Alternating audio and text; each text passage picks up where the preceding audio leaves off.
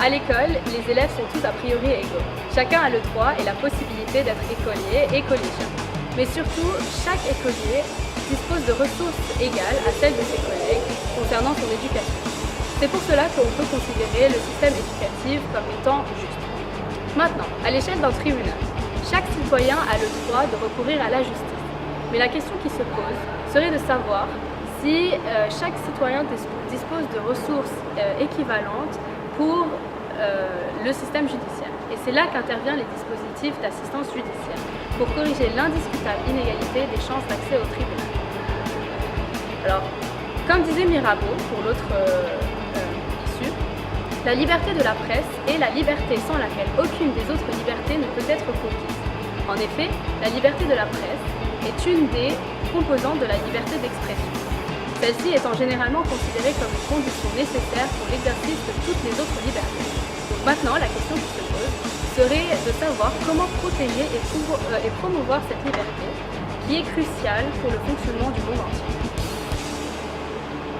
L'esclavage existe depuis l'Antiquité, mais la déclaration de 1815 concernant l'abolition universelle de la traite des esclaves a été le premier instrument international à le condamner. Alors de plus, on estime que depuis 1815 à 1957, on a plus de 300 instruments internationaux qui ont été mis en œuvre pour abolir l'esclavage. Alors néanmoins, aucun n'a totalement été efficace. Alors même si aujourd'hui la pratique de l'esclavage est considérée comme un crime contre l'humanité, alors de nombreux États malheureusement participent encore au commerce de ceux-ci sous différentes formes. Maintenant, la question qui se pose serait de savoir quelles mesures pourrait-on adopter pour abolir cette action horrible.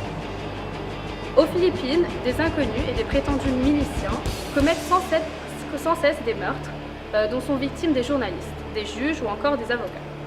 Malheureusement, le manque de ressources du système judiciaire fait que, pour conséquence, les poursuites judiciaires prennent énormément de temps et sont extrêmement longues.